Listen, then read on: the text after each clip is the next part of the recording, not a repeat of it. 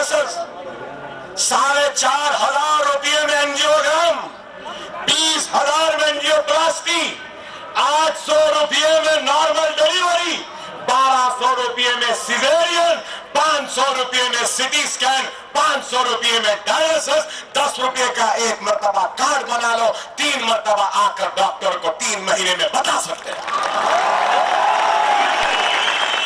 क्या ऐसा काम कहीं हो रहा है?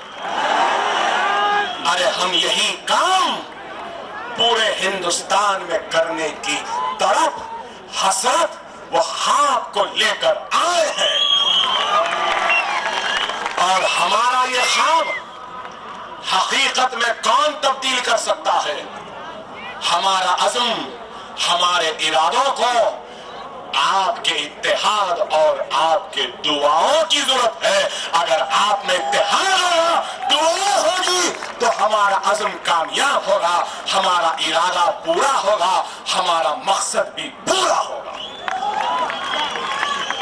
ये है, हम सिर्फ बातें नहीं करते। 700 करोड़ का बजट है औरंगाबाद की बल्दिया का, बहुत है। सही तरीके से अगर प्रॉपर्टी टैक्स उसको वसूल कर तो 700 को 1400 करोड़ तक पहुंचा सकते हैं। हैदराबाद में बल्दिया पे हमारा कब्जा है।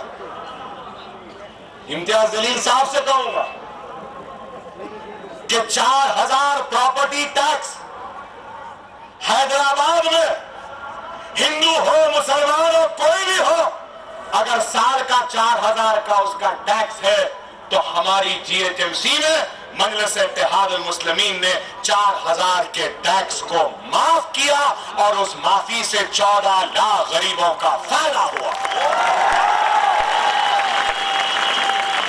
यही काम औरंगाबाद में अगर मजलिस आएगी तो गरीब, चाहे हिंदू हो, चाहे मुसलमान हो, सिख हो, ईसाई हो, या बीजेपी को वोट देने वाला हो, या शिवसेना वालों को टाइगर बोलने वाला भी होगा, तो उसका भी माफ करेंगे। ये करेंगे। अगर औरंगाबाद की बल्दिया पे मजलिस आएगी तो हैदराबाद में हर माह 1 लाख गरीबों को 5 रुपये में खाना खिलाते हैं हम, काउंटर दला के municipal corporation of greater Hyderabad के जरिए 5 रुपये में। मेरे औरंगाबाद के प्यारे मुसलमानों, मेरे हिंदू दोस्त, ईसाई या सिख कोई भी हो, उनसे कहूंगा कि औरंगाबाद पे मजलिस का कब्जा होगा तो औरंगाबाद के रेलवे स्टेशन हो, दवाखाने हो, स्लम्स हो और बस स्टैंड हो, वहां पे 5 रुपये खाने का काउंटर मजलिस डालेगी और गरीबों के पेट भरेगी। ये काम करें। आज हमको, आज 25 साल से है ना, 14 लाख की आबादी है, 700 करोड़ का बजट है। पावर को प्राइवेटाइज करे थे, खत्म कर दिए। पानी को प्राइवेटाइज करे, 300 चिल्लर करोड़ में काम का आगाज हुआ, आज 1400 तक पहुंच गया। पैसे खा रहे हैं। क्या औरंगाबाद में बच्चों को खेलने को कोई ग्राउंड है? क्या कर रहे थे ऐ कागज के शेरों? भगवान फिराने वाले, हिंदू रास्ता कहने वाले, ऐ नादानो, तुम औरंगाबाद को एक ग्राउंड तक नहीं दे सके। और अब क्या बना रहे? Rose garden. वाह! अरे रोज क्या करेगा भाई गरीब? इसके जिंदगी को रोजी बनाओ, इसके रोजी का इंतजाम करो। ये नहीं करेंगे रोज गार्डन। क्या करेंगे बाबा? अब क्या फूल को देख के आंखों की ठंडक करेंगे? क्या रोज को देख के पेट की आग बुझाएंगे? आप बताओ। और एक क्या बना है वो हैदराबाद मुफ्ती संगम, हैदराबाद मुफ्ती संगम। तो वहां हैदराबाद मुफ्ती संगम बना है या हैदराबाद वाले आ गए?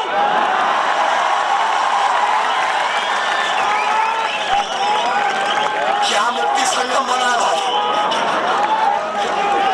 मुफ्त कराना चाहे आ गए ये लोग, करोड़ों रुपया वहां लगा दिए।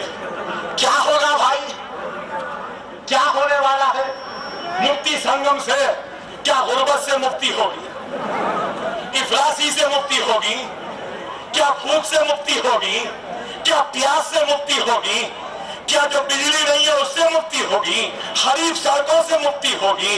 बहते हुए ड्रेनेज ओपन नालों से मुक्ति होगी? क्या होगी बताइए? ये लोग कुछ नहीं करेंगे। मजलिस आएगी तो इंशाअल्लाह औरंगाबाद से इनको मुक्ति मिल जाएगी, इनसे मिल जाएगी। और इनसे जब मुक्ति मिलेगी तो औरंगाबाद रहेगा। औरंगाबाद में खुशहाली आएगी, तरक्की आएगी। हम काम करेंगे। मैं उन लोगों से भी कहूंगा जिन्होंने अब तक बीजेपी, सेना, कांग्रेस, एनसीपी को और दिया, हर वक्त उनको दिया ना, एक मर्तबा हमको भी देकर देख लो हम कैसे औरंगाबाद के नक्शे को बदल। मैं कहना चाहता हूं अकबरुद्दीन ओवैसी या मजलिस इत्तेहादुल मुस्लिमीन हिंदुओं के खिलाफ नहीं, हिंदू मजहब के खिलाफ नहीं, हम खिलाफ हैं तो आरएसएस के, बजरंग दल के, विश्व हिंदू परिषद के, नरेंद्र मोदी के, वो साध्वी के, ये साध्वी के वो साध्वी के, हाँ इनके मुखालिफ हैं। हम हिंदू मजहब के नहीं हैं। आज आप गौर करिए कि औरंगाबाद, मैं कहूंगा अजंता एलोरा है, टूरिज्म है, इतने 1400 बुजुर्गाने दी है, इतना टूरिज्म है। आज इतना टूरिज्म आ रहा है, क्या बताइए? हमारे पास एक चार मीनार है तो रोजाना चार मीनार को देखने के लिए करीब 35,000 टूरिस्ट हैदराबाद को आता। क्या यहां नहीं आ सकते? यहाँ तो अजंता है, एलोरा है, बीबी का मकबरा है, पंचक्की है, दौलताबाद है, खुलदाबाद है, और उसके बाद अल्हम्दुलिल्लाह आलमगीर औरंगजेब रहमतुल्लाह अलैह की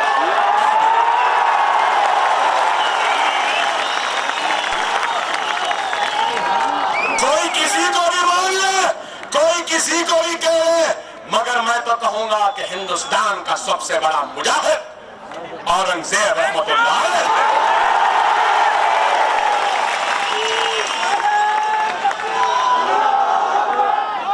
क्या टूरिज्म नहीं आ सकता? नहीं, टूरिज्म नहीं आने देते।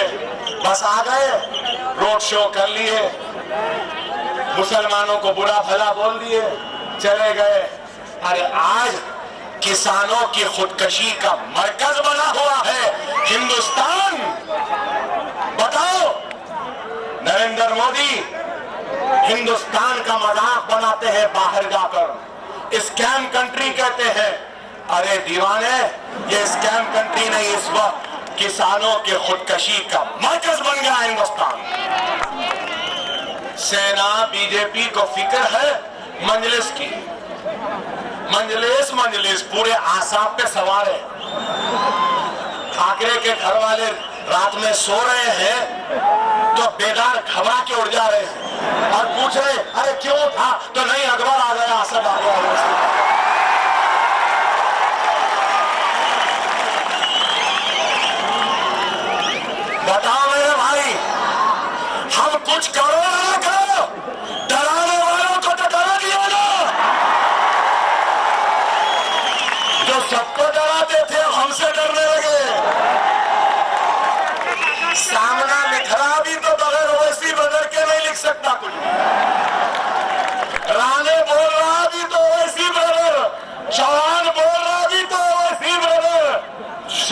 की बेटी बोल रही है तो भी ओवैसी ब्रदर,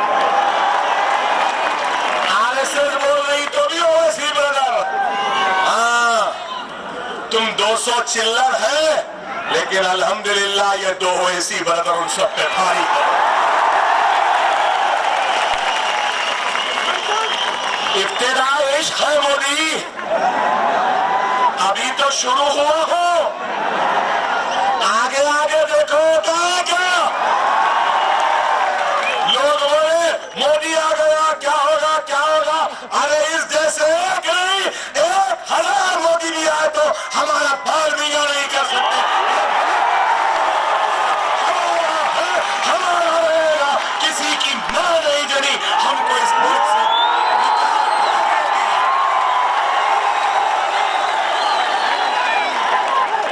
मोदी के खिलाफ गए तो मुल्क को छोड़ दो।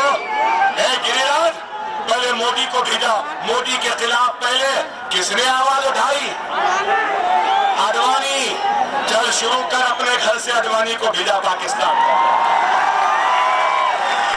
अरे हमको जाओ, क्यों जाओ? नहीं जाने वाले। ये मुल्क हमारा था, हमारा है। ये अजंता की गारों को खोज कर ढूंढ कर निकालने वाले कोई और नहीं, हम मुसलमान हैं। ये ताज को उसकी खूबसूरती देने वाले कोई और नहीं, हम मुसलमान हैं। वो कुतुब मीनार की बुलंदी देने वाले कोई और नहीं, हम मुसलमान हैं।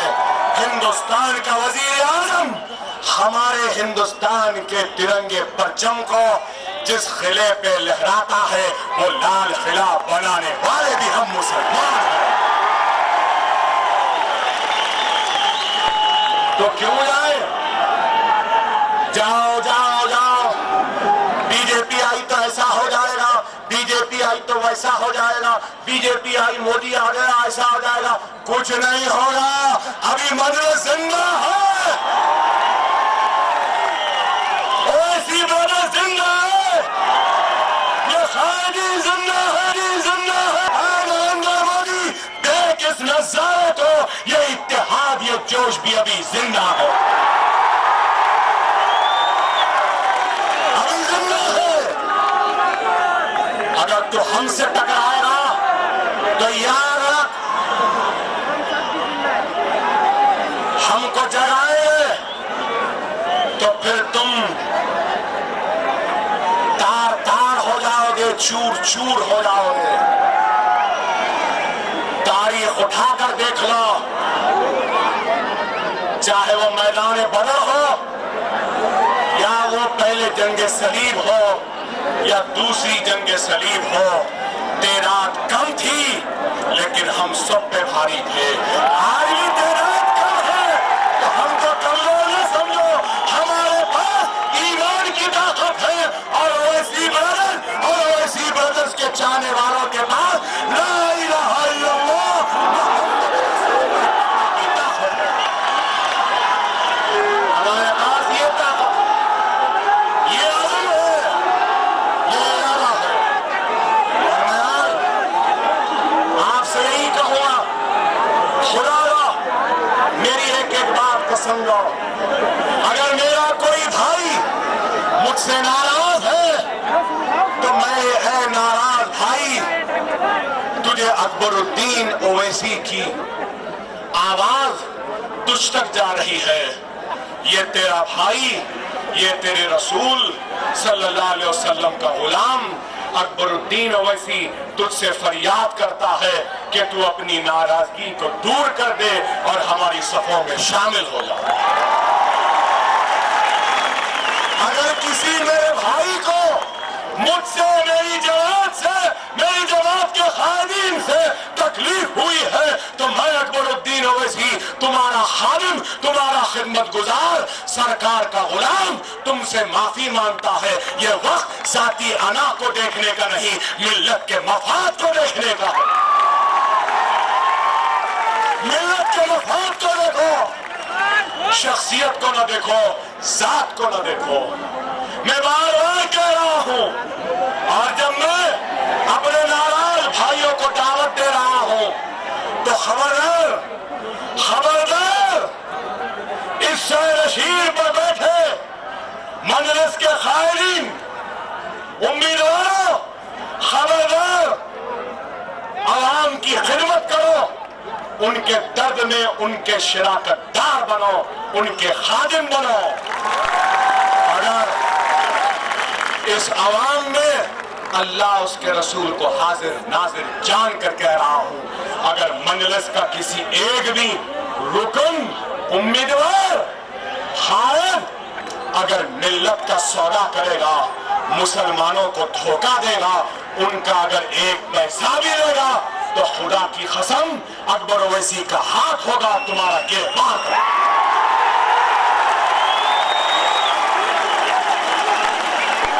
अकबरुद्दीन ओवैसी किसी बेईमान को नहीं बख्शेगा। अगर अकबरुद्दीन ओवैसी हिंदुस्तान के वजीर आजम को ललकार सकता है, तो तुम्हारे भी दामन के तारों को लौट सकता है। मेरे प्यारे भाइयों, शख्सियतों को न देखो, जमात को देखो, इत्तेहाद को देखो, इस हरे परचम को देखो। यही होगा जो हमको खुशहाली की सिमत में आगे ले जाएगा। खैर, बोलना बहुत है, वक्त कम है।